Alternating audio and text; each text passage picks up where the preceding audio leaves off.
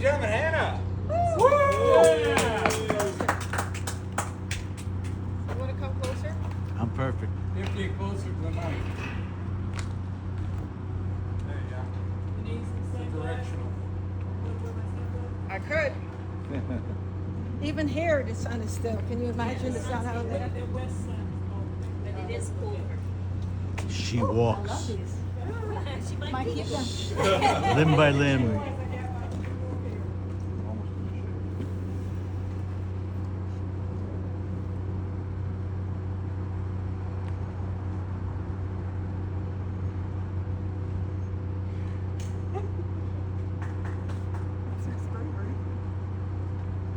I'm angry.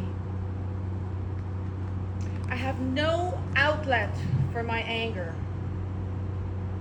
I try to hide in my favorite place where my neighbor can't find me. Outdoors, where I built my dollhouse by the trenches, where I love to fish with the wiggly worms that look like tiny albino snakes hanging off the end of my fishing rod. But this time, my safe place is not safe anymore. He reaches in and grabs me. I'm too little to fight. I'm afraid that if I scream and shout, that I would get a good beating for being a bad little girl. I feel dirty, soiled.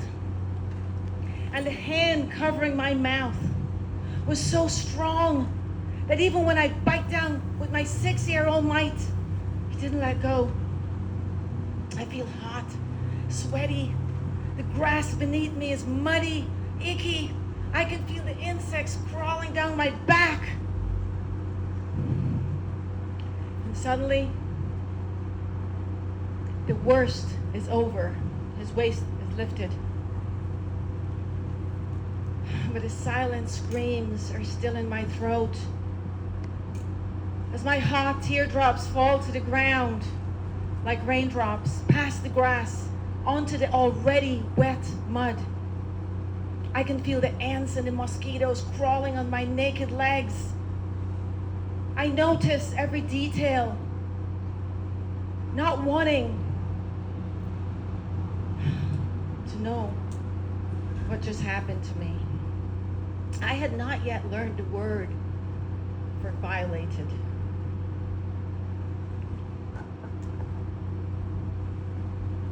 So just about the time when these painful things were happening to me, something amazing happened. I found out that my body could also feel pleasure, something that I hadn't even fathomed at that age.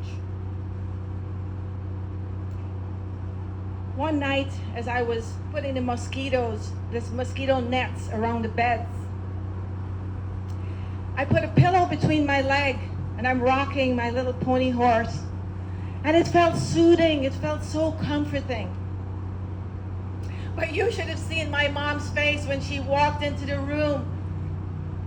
She lifted up the net and she didn't scream, she didn't yell. All she said was, "Hanele, don't ever let me catch you doing this again."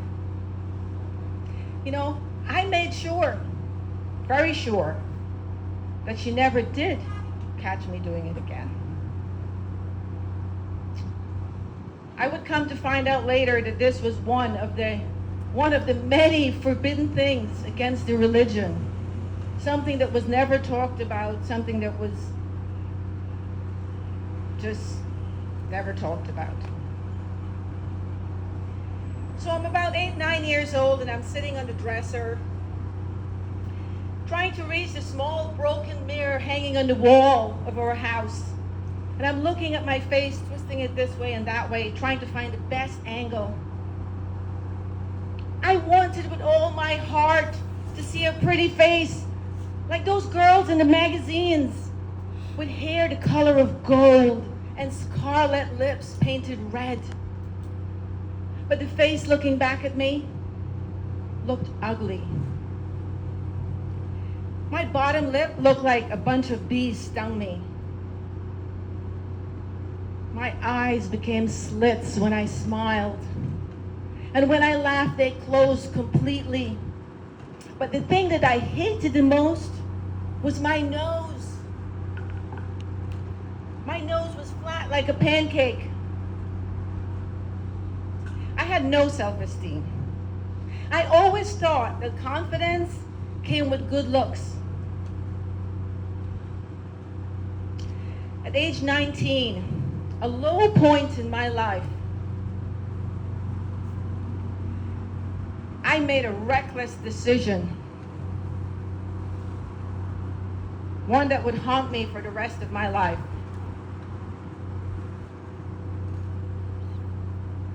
I thought perhaps, if only I had a bridge in my nose, a pretty face, if only, then I would be accepted better by the world. I made a choice to change the looks on my face, disfiguring my nose in the process. A decision that I would regret forever. The plastic surgeon promised to make me pretty, with eyes wide and lips thinner and sexier. The pretty version of me that I always dreamed of. But like everything, it's not all rainbows. I realized later, much later, after all of this, I realized that perhaps, those bad things that were happening to me as a child, though that was the reason that I felt that I was ugly, that the ugliness came from within, not from outside. Especially when I looked at my picture from before I had the surgery. I was pretty. I was a pretty girl. I sparkled. And I'm sure you would agree as well. If I forgot to bring the picture today. This story has a lesson to it. That the flaws that we see, the flaws that we imagine in our imagination bring us down. That internally, that we need to look within, deep within, to find our happiness. Beauty is not the thing you see when you look in the mirror. It comes from within. Thank you. Thank you for listening.